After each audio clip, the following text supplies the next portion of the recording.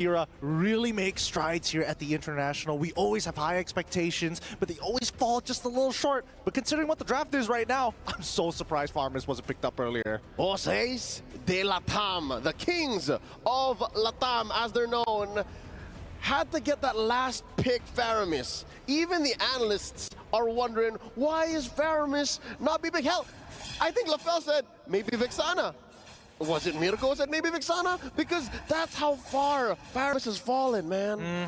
I don't know. I personally think that Faramis is still pretty relevant in this meta as of right now, right? But there are certain conditions that need to be met. But against a lineup of EVOS Glory, where everybody has some form of an AoE, a disgusting amount of initiation, it can get really brutal really fast. They got a good amount of comfort picks. Again, Brands, the king of the marksmen, picking up his signature Claude, who's able to defend for days. One of the few reasons why they went as deep as they did in the last MPL ID playoffs. Of course, you have Anavel on his lane. Petra, man, as good as the Kaltizi Ling was in the prior match, this is also a thing of beauty. Honestly, I would have liked to see him have played the Hayabusa instead, because I've seen him play Hayabusa before, and when he gets like that one kill, this team makes magic happen. Somehow they get that one, and they turn it into two, and now Gusta Lagusta has to deal with a full level 4 Anavel. He makes it out, but he doesn't want to commit the ult just yet. Something else to note, you're looking at RRQ Akira's lineup. There have been word in the grapevine that maybe Luis isn't playing. Maybe it's Blink, their ever-loyal sixth man. But no. Here he still is, the Brazilian heartbreaker, back on the world stage, playing on that Grok, and he's just holding down the fort, man. Usually when you're a Grok, you're hyperactive when you're rotating, when you're checking in on the opponent's jungle. Here is just, yeah, I'll wait for you, Saigen. I'll wait for you to get your wave back in. Hey, Dreams, how you doing? Dreams is having the time of his life, right? Just fighting against the Grok to try and hit level 4, but worst yet, Clawhood ends up missing a good amount of EXP, doesn't hit level 4, but we look at the top side, right? Anavel, he's able to steal whatever camps that he wants because there's such a strong freeze on the top side of the map, and now Saigen, oh no, he walked into the wall, pops down the Nether Realm to keep himself alive. That is unfortunate. Now Luis spots Anavel. Let's go. I was just about to say, what was that, Gideon? What was that fumble? Did he miss out on the Shadow Stampede, hence why he had the Netherrealm himself into surviving? I mean, he might have fat-fingered the Purify into the wall. Butterfingers. Butterfingers. Hey, look, I mean, I'd be nervous on my well, technically not even their first match, essentially, in terms of experience, but on an international stage like that, and especially playing on the Amazon stage, it's a little daunting. It's huge. Yeah. You feel like a little speck in this amazing stage that is the possibly biggest we've ever had in the history of our esport. Down bottom, check it out. Takash, Astro Thunder, pushing away Fluffy. I like that lineup, actually. I like that matchup. As the CC, I'm pretty confident. Look at this, a rotation, the diversion by Dreams and Clawkun. Hey. Blasting Gusta Lagusta. Minute 0, he hasn't had anything, man. He's struggling. He may be struggling, but in terms of gold, right, he's not too far away. Hold on, the wall trash from Luis, and he's pushed out position. He quickly flickers out of there, and now with the power of nature, he should be all right. But Brands, he just uses BMI, manages to go back in position. Great positioning from Dreams, just covering the battle mirror image. The reason why they call him the Indonesian Nightmare. Always putting up where they need him. Interestingly, that was a good trade of ults. Battle spells, though, I think that's where EVOS Glory won out. This is uncharacteristic of these two teams, Gideon. Because look, 4 minutes in, second turtle almost up, no kills from EVOS Glory, who loves fighting, and from RRQ Akira, who loves to snowball. Neither of them able to find a grip. Well, I do think, you know, this is very much in the playstyle of RRQ Akira. However, I will say for EVOS Glory, this is, you know, rather interesting. Usually they play around heavily around Brands. This time around, people are able to express themselves. Like, look at this, Luis. He's getting surrounded by all the members, forced to wild charge out of there as King and Gusta Lagusta are trying to claim back the space. And now EVOS Glory is like, it's totally fine. You can sit on top of the turtle first if you want. And they're delaying this take. So far, I'm not so sure if that's to their benefit or if Annabelle is just saying, you know what, take your time, guys. I'm still on my purple.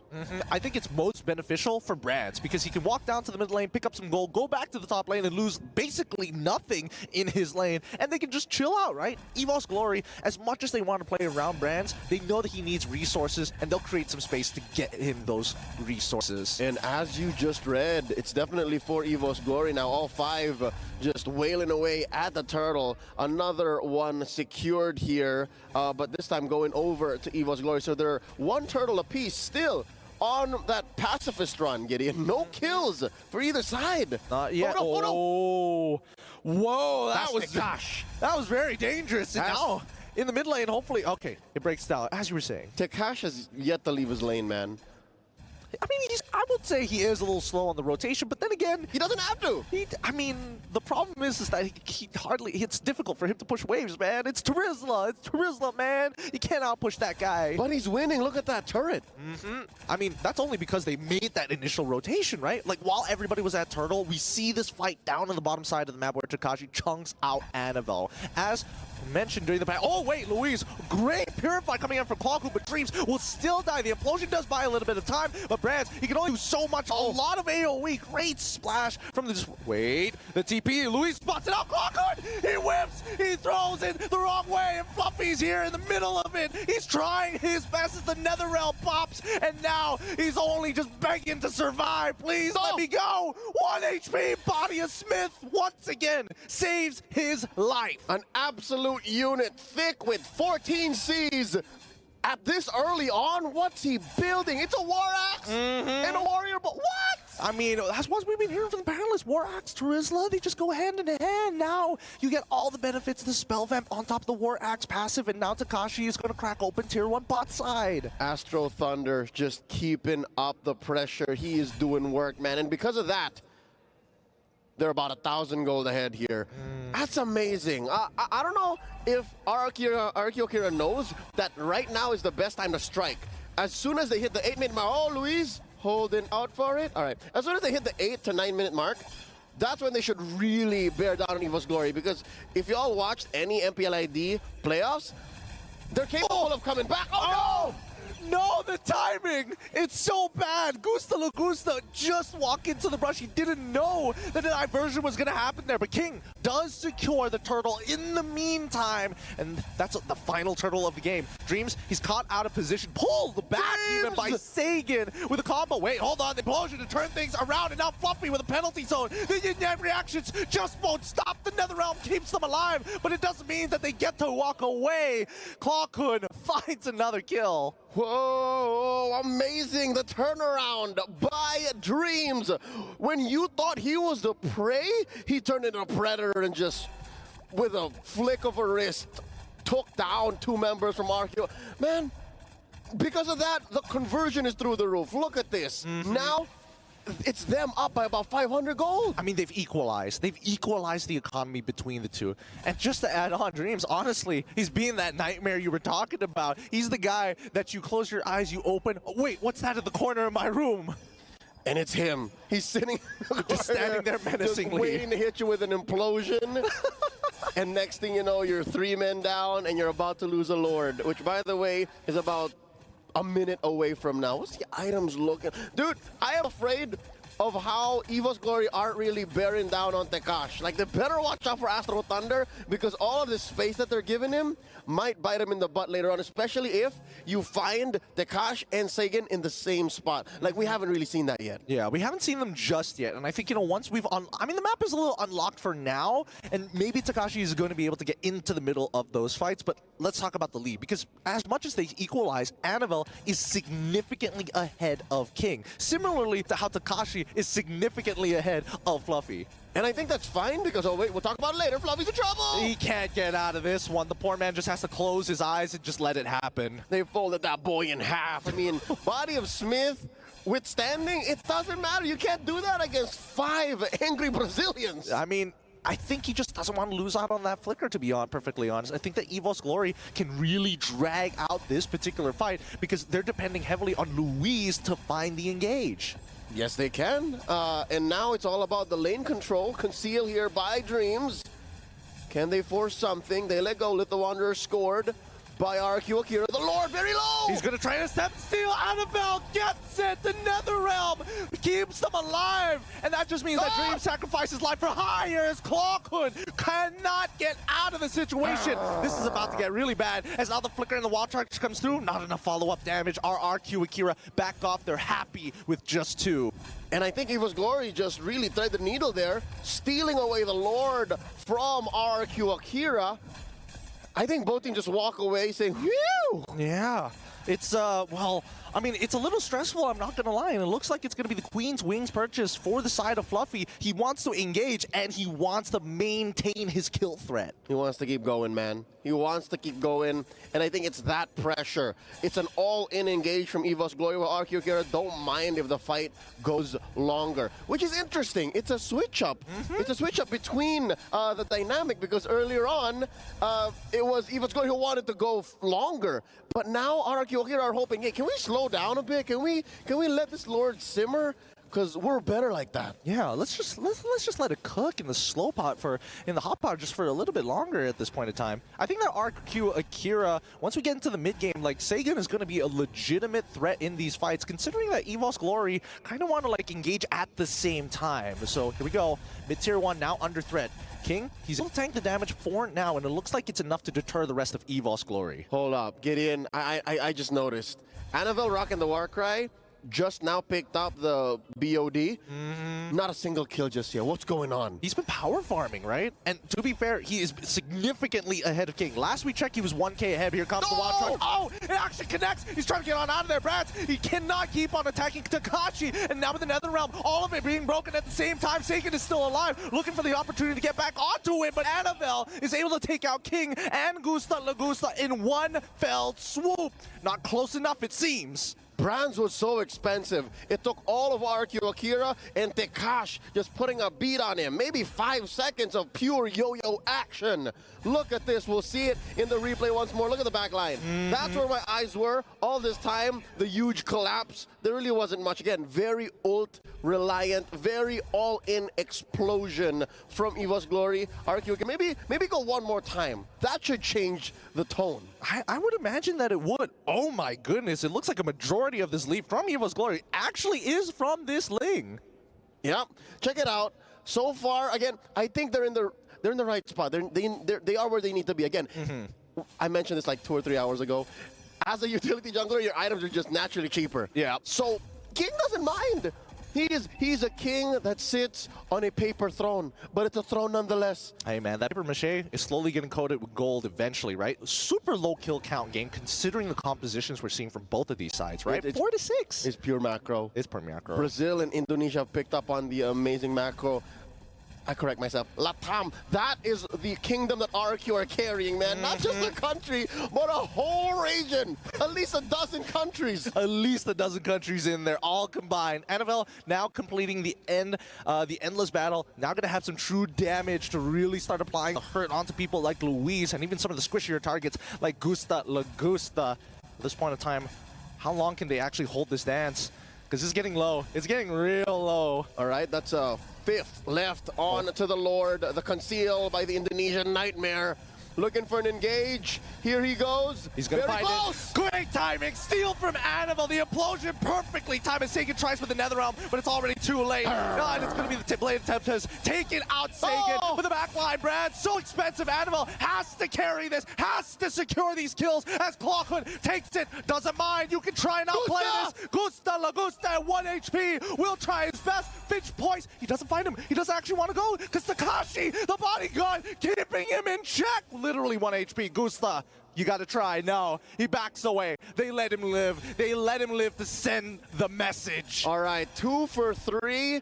Plus the Lord going over to EVOS Glory. Again, I'd say this is very, very scarily similar to the very first Lord. It is. It does look very scarily similar. I mean, I like now that RRQ Akira, they're very together. Last time, it was kind of all over the place, but now... together. Yeah, they are. They target acquisition. Yeah. They all are going for the same targets each and every time. If they spread out their damage, I don't think they would have gotten the same results. That's right. So now they just have to be more together. They have to be more than just one. They have to be a singularity. It's gonna get to that point, right? A Latin American singularity.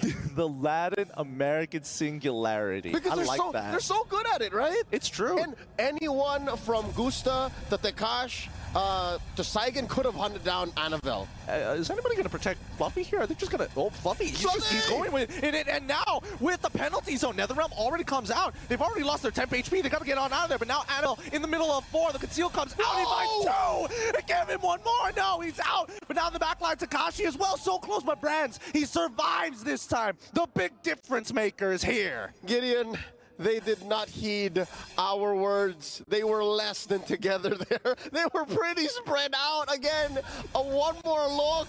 They were together where it mattered for Annabelle, and then they were spread apart, dispersed when they couldn't have afforded to. EVOS glory divided and conquered, man. 10-10. Say what you will about that scoreboard, but the map has turned blue. The EVOS fam are happy. Yep, and look at Annabelle. He's just tanking damage just for fun. He knows that I can hear the theme song now, man. I can hear the EVOS fam theme song. Oh, boy. I mean, at this point, I think still, RRQ Akira, they still have an opportunity, but they need somebody that can force out that Bladed Tempest as early as possible and still take care of Brand. So, hold on. Target the acquisition. Indonesian Nightmare is on a roll, dude. He forced with a single... to be fair, he flickered, and Implosion enforced such a response. And that's what you want, right? That's what we want to see from EVOS Glory. And hopefully they can keep on rinsing and repeating the process. Maybe if they can buy 100 seconds or so, but Lord already spawned. Okay, to be fair, 100 seconds is plenty time in the world of MLBB. Look at the ults and the resources from RRQ Akira as they make their way to the Lord, approaching half health. King rolling out like the Autobots. Oh, and he's trying his best. Where's the NetherRealm? It's going to be popped soon, but now coming back in with the Lycan Pass, they're holding it for as long as possible. They've already broken everything. They lost their temp HP so fast, and now Annabelle breaking apart the backline. Lycan Pass keeps him alive. Oh, great movement from Gusta Lagusta as he takes out Annabelle. Brands TPs into the backline with the help of Clockwood to find the trade. As beautiful as it could have been for Gusta Lagusta clean house, they forgot that the king of marksmen, Brands, is still here, and he's the one who comes in claiming their heads, and that just straight up opens up this Lord. Annabelle's 15 out, give or take. The fact that King is down makes us all the more an EVOS Glory Lord. Yep, EVOS, again, they've done a really good job at securing these neutral objectives for a majority of this game. But worst yet, I think that RRQ Akira are banging their heads against the wall. It's like, what do we do against Annabelle? Like, he almost guarantees jumps in after the temp HP from NetherRealm and gets 2. And that's why I think we get the answer to why do we not see Faramis. Prior to this matchup, Faramis only showed up 3 times across all Stream A games. We used to see Faramis in 100% of games, Gideon. That's true. This is a new age. It is a new age, and it's more surprising that it only... it's even more surprising that it only takes one person to cause that much destruction. Like Clockwood and the rest of the team decided, we're going to flank. Now, here we go.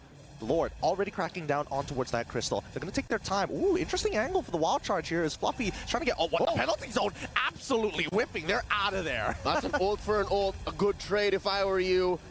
Listen up. RRQ Akira can still defend.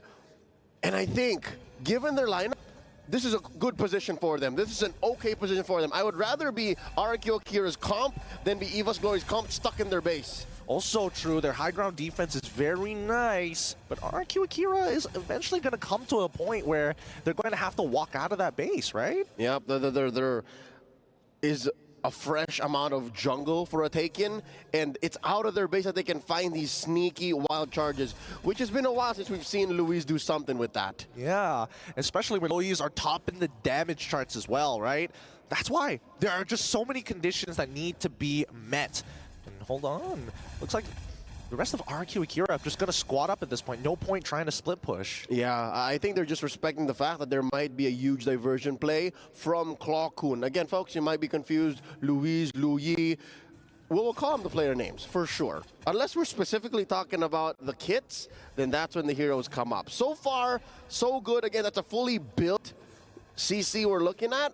And then just one more for Saigen to hit the threshold. It's about to happen, King. He notices, but he's able to take a good amount of damage. Always finds two! And now they're starting to take the space. They're not giving them opportunity. Sakashi is already in backline. Fluffy's trying to slow them down with the penalty zone. Netherrealm finally comes out, and now Brands is dead. Saigen is going to keep on pushing, and here comes Annabelle, their biggest problem. Winds of Nature is out for Gusta Lagusta. Blade of Tempest comes out, finds one in the kill, and Saigen says, no, you don't have the magic defense. Get out of here. For the first time in, I'd say, 5 or 6 minutes, RRQ Akira actually get a winning trade. They give up Gusta Lagusta for Fluffy and Brands. Thank you very much, or I guess, gracias. Gracias.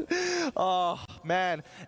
Honestly, these teams are like dead even. It's 14-14. We're 20 minutes into the game, the longest one we've had so far. Obrigado, Portuguese. But you're right, it's amazing how both teams are playing on different axes, and they're still trading to the level that they are. Look, oh my God, what a zoom in from our Amazon Arena stage cam. 9-1-2. I almost forgot that we were looking at Annabelle at what, like 7-8 minutes? 0-0-0, and now he's at 9-1-2. Dude, Annabelle's portrait is so funny. It's so funny. So he's like, the Annabelle. difference between you and me is about 3 inches.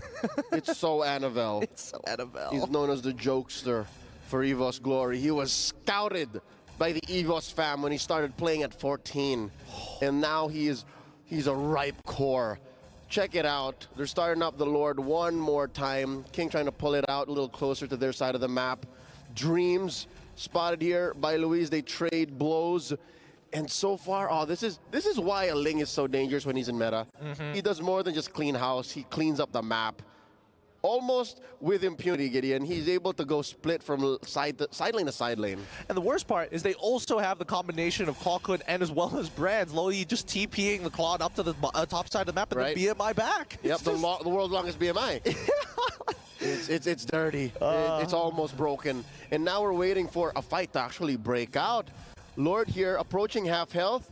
That's one of the things you actually get with a Grok as well. With a Guardian's Barrier, you're able to control and cordon off the Lord. Oh, the Shadow Stampede with the pull! Oh, he gets pulled tight on in. Takashi's doing some good damage, but does Fluffy end up, and well, he does end up using that Winter Crown to survive. I thought he might end up dying there, but... And a tranche. A crown, there you go. And a flicker, I'm rather, sorry. At the end of the day, right, nobody dies, and we all reset. The biggest problem for RRQ Akira is the fact that they're missing 2 inhibitors. EVOS Glory are like, hands off. We'll just let the game do its own thing. Because they are in control of the map. They did penetrate top and bottom. So that's RRQ Akira with permanent damage that they constantly have to deal with. It's actually the onus on them to maintain and manage their waves. Lord here, now at 2/3 of its health. Clawkun and Brands just wailing away at it. King with a slight pull. And yeah, this is where you can really feel RRQ Akira with the pressure on the map. Like, they're not able to make many moves. They're just finger on the trigger, just waiting. Come on, show yourself. Yeah, they constantly have to put up a bishop or a knight next to their king. I mean, literally speaking, so that they don't get checkmate. Here we go. Brands and Annabelle opting to try and, beat Takashi down. This does prompt a response from RRQ Akira to take them a little bit of control, but they notice that a majority of the EVOS members are still holding the mid lane just to ensure that they don't get flanked. All right, Little Wonder. This is going to be very important for RRQ Akira to score. At least they have passive vision. Takash now! Wait, Gusta Lagusta is in the middle of that fight as well. Blade of Tempest is out. Does he have the Finch poise? It looks like he does. Takashi is going to start running down Brands, but here comes Gusta Lagusta. Tries to go on in, but Brands outplays him. Lycan pounds Winter Crown into this fool. Okay, so this is what's painful about that last engage. Could have been amazing for RRQ Akira, but it's relatively low stakes for EVOS Glory because, again, they're more mobile on the map. So now RRQ Akira have to actually walk their way, march their way into the pit. Now Lord at less than half health. Yep, Fluffy's in some trouble here. Winter Crown once again already activated. Ooh, great welcoming for Luis, but still creates an escape. Netherrealm is already out, and this might be the moment that they've been waiting for. Gusta is chunked low, and Annabelle is going to look. Winter, Wind of Nature pops. He still goes down. Clawkun is able to splash the damage into the the backline. Gusta and King are down. 1 minute death timers. And EVOS Glory, they've already got this Luminous Lord empowered, in a matter of fact. Annabelle just chasing them down. Takash buying time, but there are just some things that another realm can't solve. Takash, Louise, Saigen, they have to defend for their lives. Guardian's Barrier up, just delaying the inevitable. Oh, the splash damage. Claw could stop it, man. He's just harassing all of them. Penalty zone as well, shoving him even further out of the crystal. That's going to be GG. EVOS Glory in a tight game against RRQ Akira. Take game one. Just under 25 minutes. In true EVOS Glory fashion, they took the scenic route, put on a show for the EVOS fam and everyone watching all around the world to take the first game. Whew. Oh, that was a hot one. But it just goes to show, I mean, they needed a good amount of time. And 25 minutes was all it took. I mean, GG well played still for the Kings of MPL Latam. Even with the whole Blink and Louise situation, it's like they never missed a beat. It didn't feel like they missed a beat, but at the same time, they had the correct ideas to actually attack the EVOS draft. Well, let's hear from our analysts as we go look back at the highlights for game one. Even though RRQ Akira, they were very together, but they didn't exactly hit the singularity point. And it took 25 minutes, but EVOS Glory, they got it. They really did, man. I think, you know, the question is for you guys, were you guys shocked at EVOS Glory's playstyle? No. Are you guys surprised? No, right? No. 'Cause Not at all. I feel like this is just the normal EVOS Glory gameplay that we've always been seeing in MPL Indonesia. They've just been always with this kind of lineup, right? Yep. Layering, layering, layering.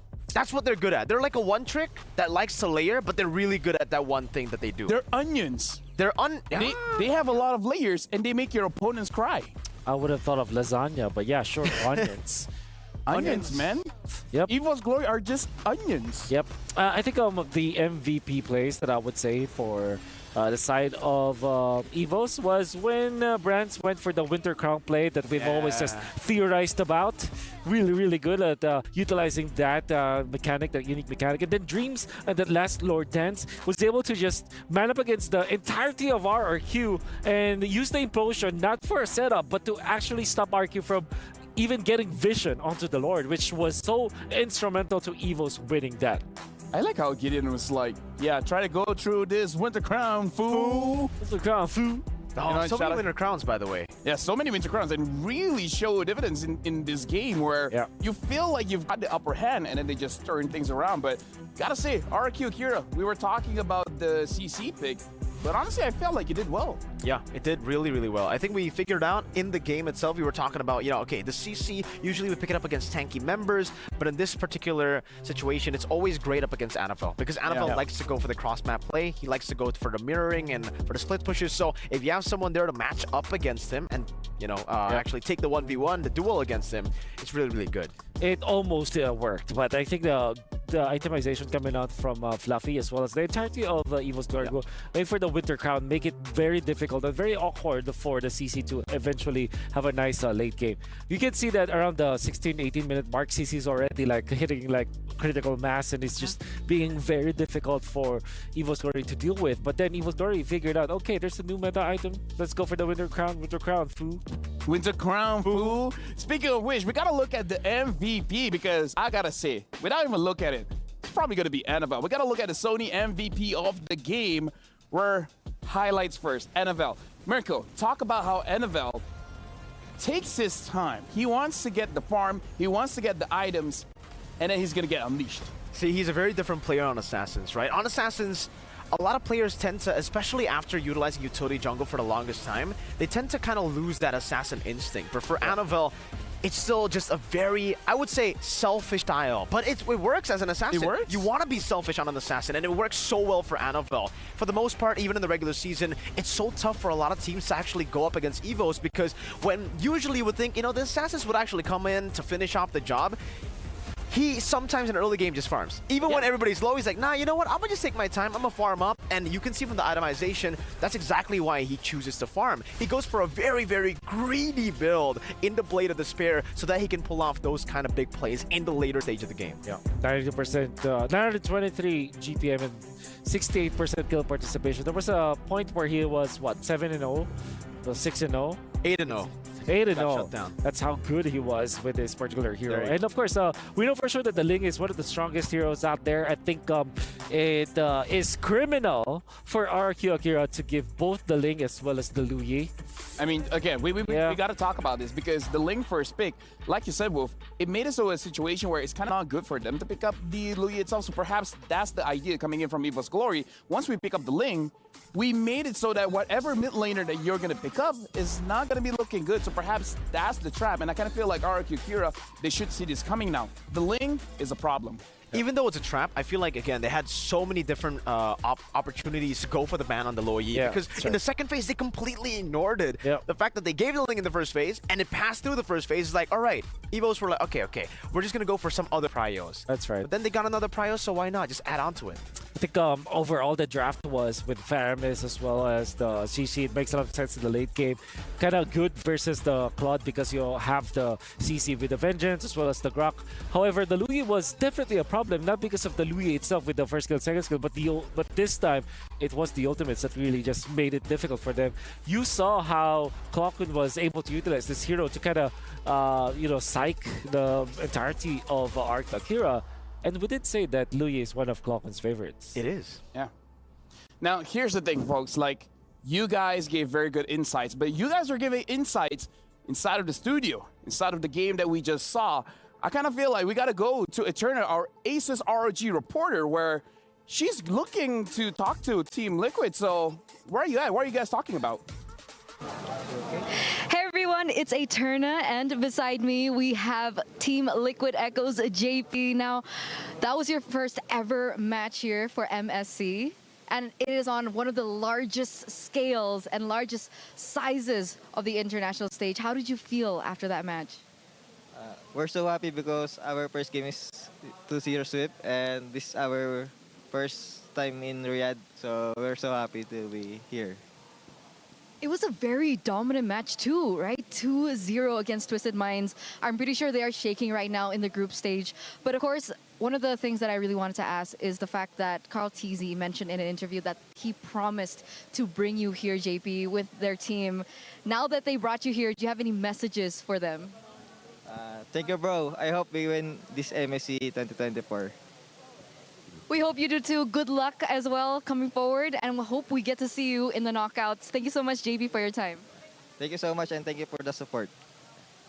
All right, we're sending it back to the studio. Thank you very much, Eterna. And I got to say, JP knows how to keep it sweet and simple. It's like, thank you. It's great. We love Riyadh. We love Riyadh. It's been amazing so far. It really has, man. Food is good. I've been enjoying my experience. Yep, Mali is great. Mali is great, yeah. I love it. I love all the love that I've tried. I love you. I love you.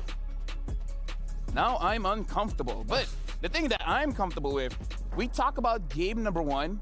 It's going to be amazing. Do you guys feel we're going to see adjustments coming in from RRQ Akira for game number 2? No, they're going to be picking up the same thing and going to play the same way. No, just kidding. I think now that you say that, they might pick up the same thing. It's like, you know what? It's just an execution issue. The trap is fine. Probably. But I think the best thing here is that just don't give a lot of comfort heroes for EVOS Glory. Claude as well as the Ling and Claude and Louis all together. They're just really just brands as well as Clockwind heroes.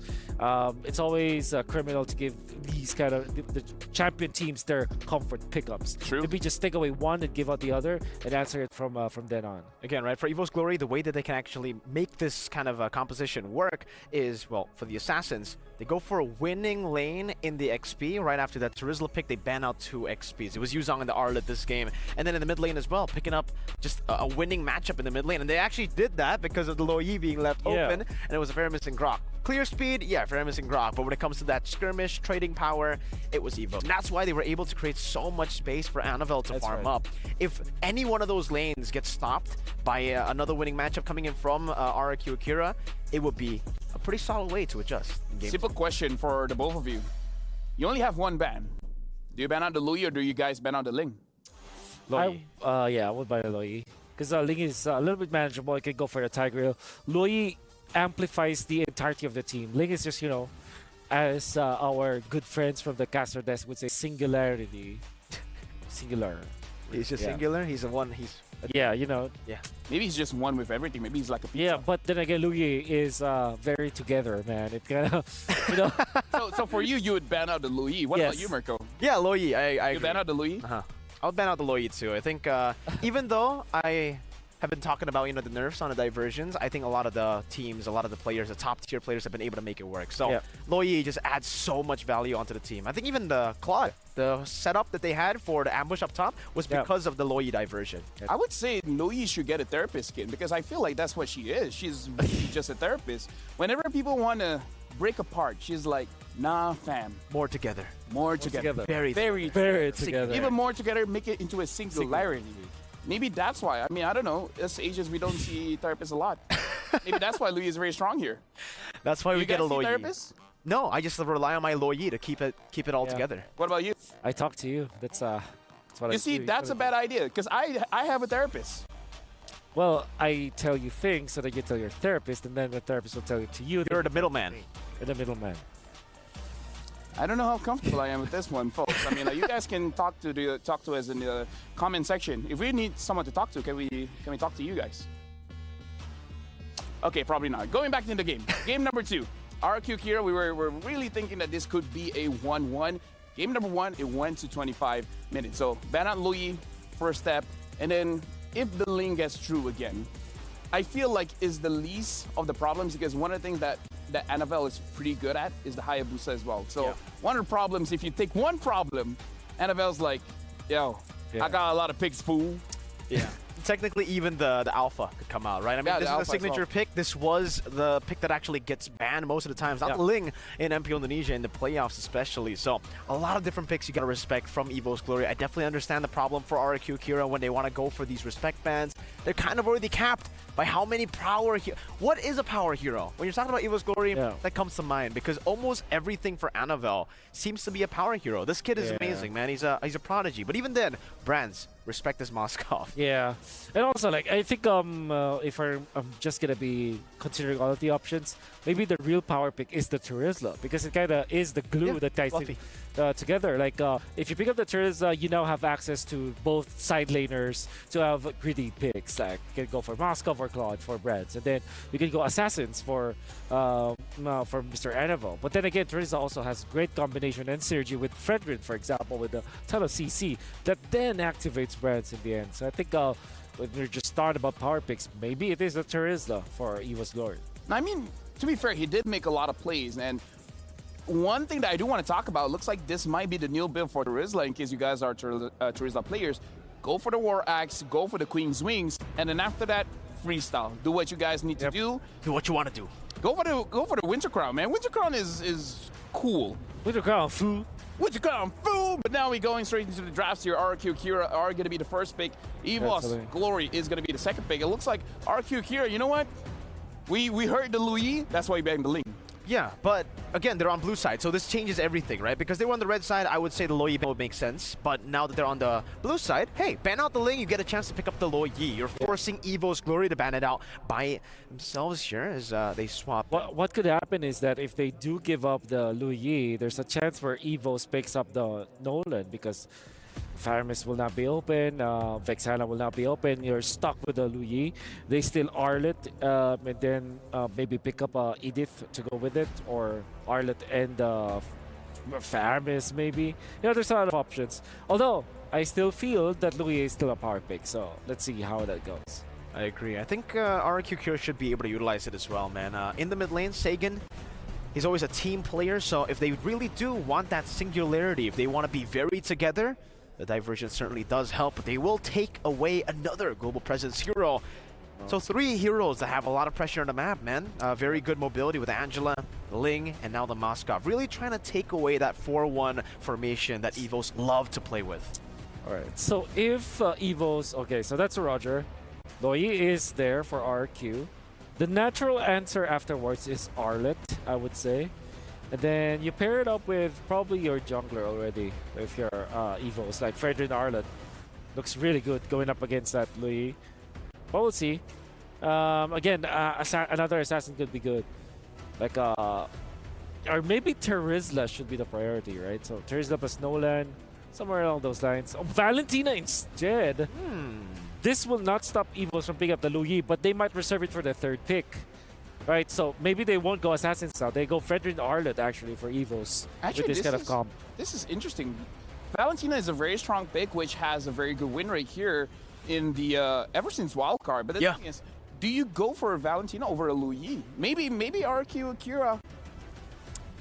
They already know certain picks is gonna get picked up so that they can still wait the ult. I don't know. Yeah, I guess so. And right now, technically, it does work in favor of them with the Valentino pick, right? The Edith comes out later on if the Loi does get picked up in the first phase, last pick in the first phase. That'll be trouble for RRQ. But as of right now, that's a good ultimate. One of the best ultimates to take as a Valentina in the early game. The Primal Wrath to be used up in the neutral objective fights. Yeah. I wonder if there will be a chance where Lolita is going to be the pickup for RRQ Akira. However, the Fredrin now not being taken by RRQ is very interesting. But then, like we said, Louis could be the third pick for EVO's Glory because they're not pressed into that situation, already knowing that Valentina is up. RRQ without the Roger, do they take the... they still pick up the Grok and the Terizla. So they have revealed their hand. EVOS, still pretty much a Louis game for them. Yeah. It should be the Loi. It should just be that pick for Clockun. But another way that they can take this draft is maybe possibly an X-Borg. That's something that Fluffy has been finding a whole lot of success with, especially now considering, you know, there are a lot of tanky, beefy boys on the side of RRQ Akira. It's already a different ball game at this point. So, interesting. X-Borg was actually the prio pick for Fluffy for the longest time in the regular season, and then they started getting banned, so he had to move over towards the Terizla, and then the Yuzong. Yuzong could also be a pick here. We haven't seen Yuzong in the first phase for a while. Right. I don't think we've seen it at all today. Yeah. I mean, it has been banned. It's just it hasn't been picked up at all. So, again, right now, looking at the picks, they pick up the Vexana. So far, looking at RRQ Akira going up against EVO's Glory, I would say the first three picks coming in from RRQ, it looks a little bit more solid because they already have their front line. So we can imagine how the setup is going to look like. They just need to build their comp with more damage compared to what EVO's Glory has. I guess it's a mix-up. You got some setup, you got some damage, but I kind of like the first three picks coming in from RRQ Akira. Oh, that is interesting. The Vexana. I think that they just won't pick up the Louis anymore, especially because there's Terizla. And usually when there's like Terizla and Grok, you know that this is a frontline kind of composition where Vexana kind of flourishes. It's a front to back that RQ might be looking for. Ooh. And I really like this Nolan ban because we did say that Nolan is a valid pickup for EVOS eventually. Yeah, the Nolan, any of these assassins that could come through, but they're going to actually ban out the carry and the Natan. So perhaps trying to look for... Force them into a Beatrix? Beatrix, yeah. Forcing him into anything that can't go for Purify and Flicker, right? So you're kind of forced on just like a Flicker. Brody, Beatrix, those kind of pickups. Yeah. There's this argument of the Irithel. Maybe if EVOS will not get another Irithel? I don't think so as well. I feel like Irithel takes too long. Like she doesn't even do well in the late game. Here's from the thing, my experience. Like if you want a goal leader that skills, perhaps just pick up a Beatrix. Yeah, for sure. Even there could be a RQ can pick up an assassin actually. That's their last pick. Yep. Hayabusa looks really good, but that's also true for EVOS. But this time, Edith Vexana looks already super duper good. So maybe they'll just pick up Barrett or X-Borg, Minotaur. This wow. Edith going to the EXP. Ooh. Okay, so trying to just utilize the Annabelle pick for last. What is a burst hero that can pierce through the Minotaur? So maybe they pick up the X-Borg jungle or Dyaroff. Who knows? Beatrix. How about Leslie though? There's not much. Great in lane, yeah. There's not much dive for EVOS. But if the Hayabusa comes up, right? You go for Leslie and then the Hayabusa last pick. I guess that's why they're hiding Annabelle's pick here. Yeah, I think you're left with Beatrix. No choice. And then What else is like Frederick doesn't look really nice. Baksha maybe for RRQ. Let's go back to the Baksha. I'm Baksha just Matrix. worried they don't have that much damage. You know, you're really hoping for the Grok as well as the Valentina to really bring out the Very true. damage. So, I mean, a lot of control. A lot of control. Is just that when it comes to the damage, the Valentina kind of has to carry this one. I don't know. For me, it definitely feels like for EVOS, they can actually go for something crazy here, like a Lancelot. If they don't go for Hayabusa, they could go for the Lancelot. We have seen Annabelle play this before as well. If they can't find any other assassin, they usually go for the Lancelot, just for the retry battle as well. Knowing that you already have a Minotaur, an Edith, and a Vexana, you want to have more prio when it comes around to the neutral objective. So I'm guessing either utility jungler, or they could go for that Lance. So the jungler should be Barretts. I think their Lancelot should be good here. How about a Joy? I haven't seen that in a long time. Oh, yeah. Saw that in Wildcard. I think it was Chibi? Yeah, Chibi but there's played it. there's Chibi still Valentina. used it. Yeah, they go Oh. Expert. Okay. Expert jungle? Jungle. Yeah. I mean, There like, you again, go. look at RRQ Akira. They're very tanky. Makes They sense. are. Speaking of which, looking at both these drafts, I don't know, looking at like EVOS as well as RRQ Akira, at this point, even I'm not so sure what's going to happen between the drafts coming in from both teams, but let's see the oneness of both our casters casting this game. This is going to be the final game of today, so casters, take your space. As one we shall. Thank you so much, LaFell, Mirko, and Wolf. Going into the final game of today's broadcast, welcome to Game 2 of RRQ Akira versus EVOS Glory. Once again, it's Gideon and Leo at your service. This time around, the compositions are kind of interesting. I have to admit that RRQ Akira, they're bringing in some, again, we said 16 Cs on that Rizla before. Now it's way more with the RRQ Akira lineup. I couldn't think you could go beyond 16. Right? And here they show us. That is definitely Takash, looking to be one of the frontliners alongside Luis and King, because that's what you need right now against EVOS Glory's lineup. But here's what sucks, right? Since they are red side for the Kingdom, here's what sucks. Since EVOS Glory is red side, they got to pick up the X-Borg, which will definitely shred through what's left of King, Takash, and Luis. When Dreams is done with the Minoan Fury. Oh, yeah. I think that's not even the worst part, right? Because even if they do start the shred, let's talk about like the raw peel that they have in Clawhood, in Dreams, in Annabelle. I mean, Fluffy is by far the worst one when it comes down to the peel and initiation. Kind of depends on the situation, but regardless, right? That's just so much to get through. And unless RRQ Akira can find these big wombo combos, I think it's very possible, right? Like, I'm looking at Sagan. I'm expecting a Minoan Fury steal. It's very rare that we actually see Valentina with so many ults to steal. I'm looking at 3 minimum, right? 3 juicy ults for Sagan to get to.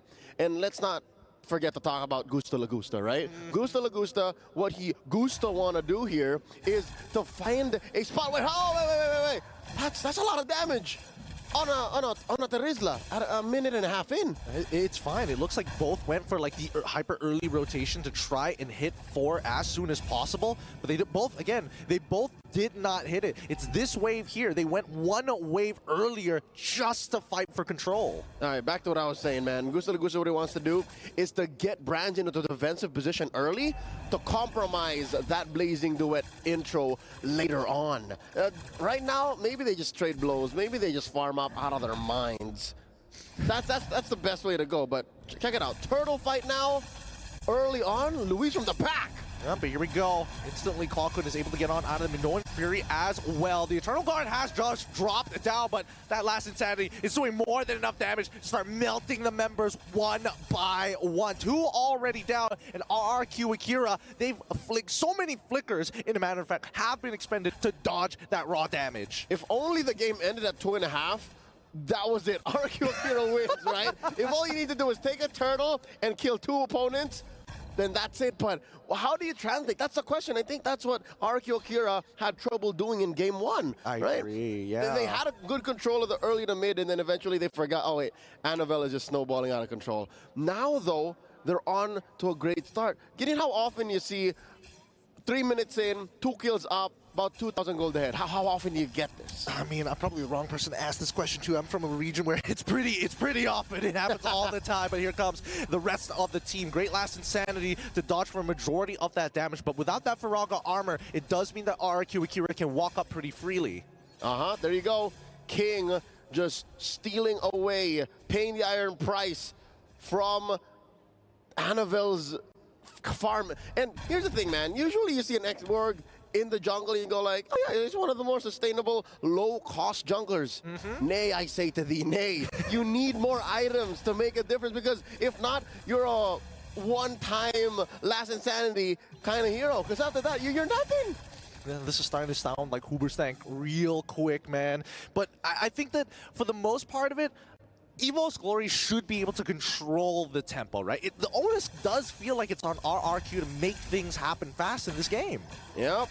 So now, I think they're poised to do just that. I think they can force out certain responses, given that Turtle has spawned up top. And no, I don't think they see this. I don't think they know that the river is rife with RRQ Akira troops. Like, river control at this early stage of the game isn't as important as it is like in a Lord Dance, but with rotations like this, oh, look at the blitz. Look at the blitz. So fast. They clean it up without any issues whatsoever, and they instantly utilize the rotation with the help of the speed, river flow. There's no direct term for it, but essentially the buff that gives you extra movement speed when you're heading back to your lanes once you're done with the neutral. And with that being said, they even bother walking into EVOS Glory's jungle just to scout out the positions, right? It does give us an idea that RRQ Akira might want to, you know, turn up the tempo a little bit more. Oh, Sagan, he might be in some trouble here. Force the flicker away. Doesn't get hit by the Fear King. Is able to peel them off just in time.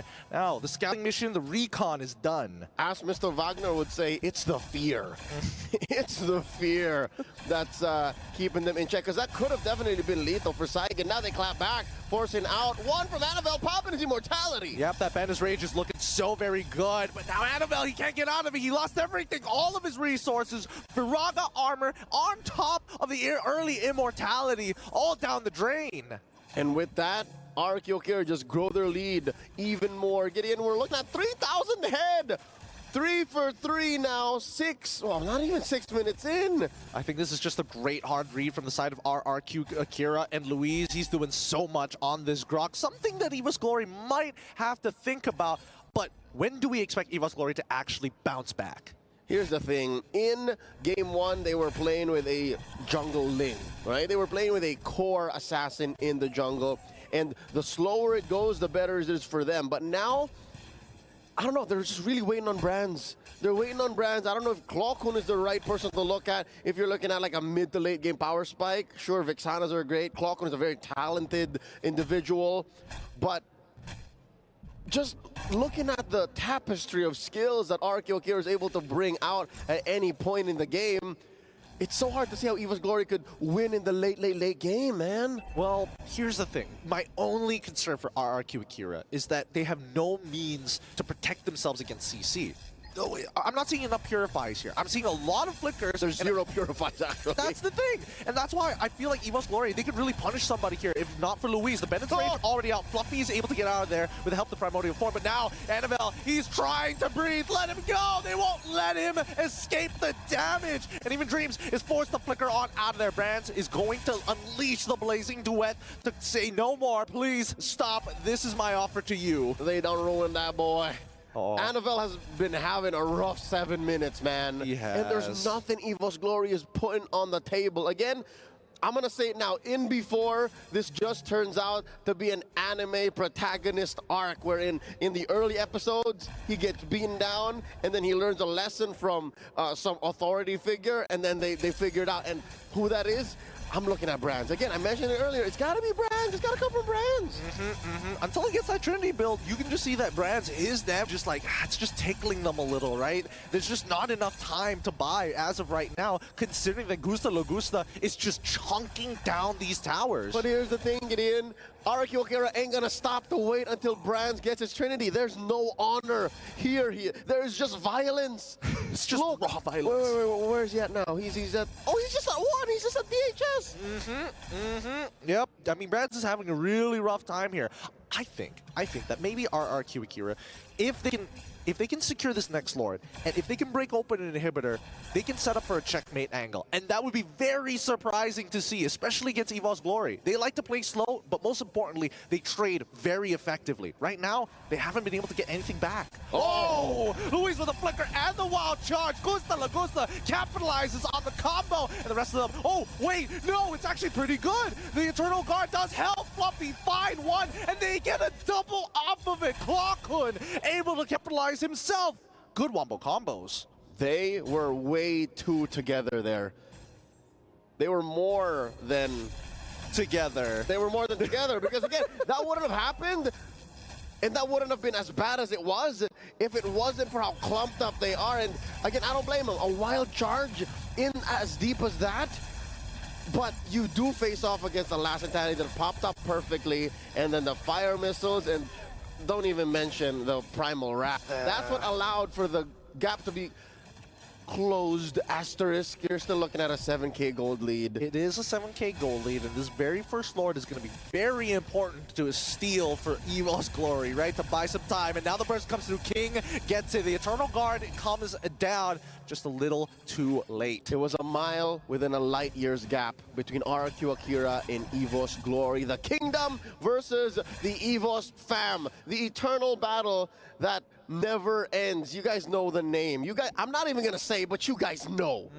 You just feel that vibe, feel that energy. You just know, as Leo says, it's coming to that point. It's getting to that checkmate angle. Yep, we're close to it. And I was gonna say, if they do find that, again, that Lord take into an inhibitor push, I'd give RRQ Akira maybe a 95% win rate. Like, that's gotta be it. I mean, the guest coin odds are not looking good for some people here, as now they're going to start knocking on their door. Let's see how much they get off of this, right? Because we're expecting out of tier targets, tier 2s, be gone. Clean, but the inhibitors, that's what makes the difference. Annabelle gonna get his Firaga armor popped. Does have an immortality. Fire missiles off as he backs away. Yeah, he ended up, well, I mean, he ended up losing his Firaga armor, but that's kind of a good thing. He doesn't take the damage of Bennett's Rage. Now he just put back his armor on once he gets back to base, and oh, what a dirty trick. Luis just slowing down the Lord to synchronize these waves, and now it's a huge wave crashing down by the inhibitor. The Eternal Guard does come down, but it ends up getting blown to bits straight away. EVOS Glory maintain their high ground defense. Interesting small micro decision there done by Saigen. He stole the Primal Wrath, turned into a Fluffy's Edith for just a second, hoping to time out the Primal Wrath armorless form so that he would get extra CCs. But that would only be if they barreled down that turret and then won the fight. But again, they played a defensive play, and much respect. That's discipline. Yeah, honestly, both of these teams are like extremely disciplined. We haven't seen too many coin flips, honestly, from the side of RRQ Akira. I feel like I've seen more coin flips in game number 1 from EVOS Glory, to be fair. But those were coin flips that were necessary. They needed to do that to be able to put Annabelle over the top. And now, again, now that they're on the back foot, what are we looking at? Oh dear Lord, I did not expect 12,000. That's 12. Is that 12,000? No, that's 7,000. That's 7. All right, cool. That's 7,000. My math is off. Don't worry, but honestly, a 7,000 close. gold lead, it's getting pretty bad, right? We're on the cusp of it, like, being an overflowing lead for RRQ Akira. And I was in looking 25 elsewhere. seconds. Oh, you're looking elsewhere? 25 more seconds. Oh, sorry, 20 seconds, actually, until the next Lord does spawn. And we do see the corrosive side purchase from Brands. Hopefully that buys this team a little bit of time. That's a third item right there. Oh, Is it? Is that the Trinity? Can we say now that the King of Marksman is online? But who's he gonna find in the back? Best case scenario, Gusta Lagusta. But Gusta Lagusta can just flicker out of there and he's still an item up. Yeah, I think the worst part is that anybody can CC him. Luis, Takashi, King, Sagan, like anybody can hurt Brands until he gets his situationals, right? We're waiting for the Winter Crown, right? We're waiting for the Winds of Nature. That's 4 sources of CC, you're right, Gideon. He's overloaded. He's overloaded. Check it out. That's 1, 2, 3. That's it. Yep, definitely. So he's built into his Trinity compared to Gusta Lagusta, who is on his way to his 4th core item after the BOD. Man, this is like a really unfun game for Brands, right? Like he's just waiting for things to happen. He's waiting for RRQ Akira to make a mistake, and everybody else on the side of EVOS Glory just wants to take a traditional front to back. But as soon as RRQ Akira grab you, they hold you, and Gusta Lagusta just pushes you over. And now the Lord. Oh, here we go. An early Last Insanity from Annabelle. Not going to save this inhibitor, though. Just need one more hit in. Ooh. That's fine. They're not going to force it. I love the discipline, though. Proving me wrong. Yeah, I mean, it's basically as good as gone at this point, right? Anybody can just walk up, auto-attack it. It's basically going to break. You can take the wave, sure, but at the end of it, it's going to go down. Sagan finds it, and now the rest. Oh, Last Insanity coming up from Annabelle, and Dreams might be in some trouble. He flickers out of there, but the penalty don't from Takashi is going to tell him, hey, no, we don't want you to leave just yet. Last Insanity stole it from Sagan, able to find one, and Brad, oh, he ends up getting blown up by Gusta Lagusta. Wait, no, this can't be the end game. This can't end just like that. EVOS Glory on high ground defense duty once more. Oh, it's just Luis who's very low. Everyone else from RRQ Akira fresh, ready to fight. Underneath tier 3 in mid. Annabelle still keeping his Firaga armor. Oh, he's trying his best. He needs to get that armor back up to use the Last Insanity and clear the waves, but they can take their time here. Takashi, he's taking a lot of damage, has to use the penalty zone to get out of there. That's a DPZ if I've ever seen one. Big DPZ. They do have a minute to wait until an enhanced Lord spawns in the upper quarter, and I think that's fine. At 14 minutes, when the Lord does spawn, it'll be about 15. I think they're still good. Now you're looking at, okay, can't confirm, this is 10,000 gold, right? Yes, 10,000 in between. I think they're okay. I think they can afford to wait for this Lord and then go for the GG push. So now, right now, I'm calculating in the absence of our real-time win rate AI, about an 80% win prediction rate for RRQ Akira. We need to get a graphic for that. Leo's prediction win rate right on screen at some point in the broadcast. Now, I think that, yes, I agree with you that they kind of need to rush this down, though. As soon as that 22 seconds expires, the Lord is up. Hey, start working at it, right? Get EVOS Glory to come out of their base, but they can't drag it too long. Because keep in mind, EVOS Glory, once they hit 42K, the 42K mark, then they can pretty much go toe-to-toe with RRQ Akira, with the exception of no situational items to swap out. But they are far from it. Again, 5 seconds from now, there's no way you're farming up 5K. There's no way. Let's see how long RRQ... I mean, who would have the big shutdown at this point? Hold on. The combos are coming up, and Fluffy loses his immortality straight away. Minoan... Oh, the motivational roar is going to keep him alive, but Annabelle doesn't mind taking his time with this. Building up that heat is a good idea, but without an immortality, this can get dangerous very fast. Oh, he might go for the gambit here. Might go for the Last Standing Retribution. There's the knock-up. All right, the Known Fury and Flicker is out. And RRQ Akira, they've got smiles across their faces. They know for a fact that EVOS Glory, without that big ult, without that battle spell, and an exposed crystal, this is going to be the GG push. Lord's going to be spawning up top. Worst case scenario, RRQ Akira pops all inhibitors. That's minimum, all right? Minimum. Best case scenario, it's over. I can only imagine what's going on through EVOS Glory's mind. Again, number one is wave management, right? Clear the waves, make sure minions don't crash in. They know that they're going to lose both inhibitors. Best case scenario is they might even get the punish. Now, you ask the question, who could they pop the piñata on? Who could they shut down? Because they spread out the kills very well. They do. And here we go. The end game might just ensue faster than we would like to imagine here. High ground defense for the side of EVOS Glory as this Lord, penalty zone actually getting on top of Fluffy. Fluffy can't get out of there. Quickly flickers away, even using the Primal Wrath as well. The Known Fury coming out from Dreams, but that means RRQ just push backwards and then re-engage into this fight. They're trying to zone them off, but there's not enough minions to make it work. The raw sustain from Dreams with that motivational roar is keeping them in this game. RRQ Akira keeping EVOS Glory within an inch of their life. 17 minutes in, 8-2. You're looking at a, now can confirm, 12K gold lead.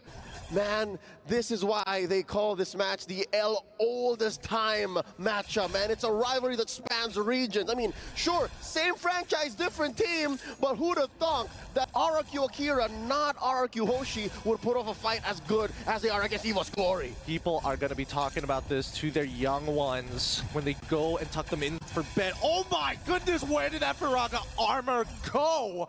Sagan has so much damage. What was that? I mean, after a wild charge plus a few right clicks, a few basic attacks, and again, with the 12K gold lead notwithstanding, best believe that Farag armor is going to pop, but good news, at least he still has his immortality. So, you know, no harm done. Yeah, no harm, no foul. And I think at this point, as much as I would like to say that the checkmate angle has been achieved, I think that RRQ might need to actually roll the dice a little against EVOS Glory. If not, how else are you going to risk it for the Mystic to close out this game if nothing is happening? Very minimal interactions between the two. The most is that you get resources, but you need to go above and beyond if you want to close out this game. All right, so here's one possible theory, right?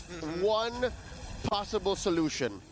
They bait out these big-time CCs and then use the Purify. I think that's the main difference between these two lineups, right? These two comps is EVOS Glory invested in Purifies. RRQ Akira invested mad dollars into Flickers. So what if they're able to nullify that advantage and bait out these engagements from RRQ Akira and Purify and then punish? I think the biggest problem is that EVOS Glory's comp doesn't hold space very well. They're good at taking and backing away, right? Giving and taking all the time. But RRQ Akira, they're very good at taking and sitting on top of the space, right? So that's when the BMI needs to be, well, hopefully not in a visible spot, because that means RRQ Akira are going to start creeping up. And once King is on top of that BMI, I'm sure as hell the Brands does not want to take it back. But here we go. The wild charge looking kind of good here. King still has a good chunk of his life, but in back, Takashi just threatening from every single angle. They do not want EVOS Glory anywhere near the pit. That's right. I was going to say, even if the wild charge has been committed by Luis,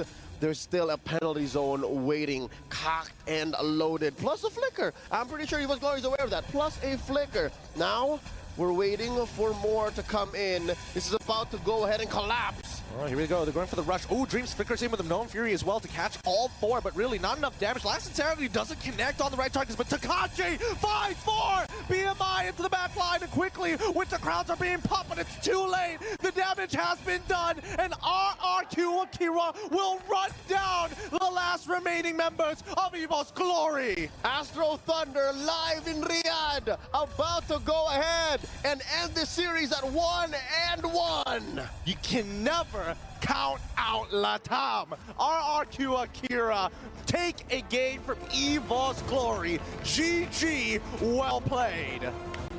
On this very broadcast, that is the first series to actually go the distance.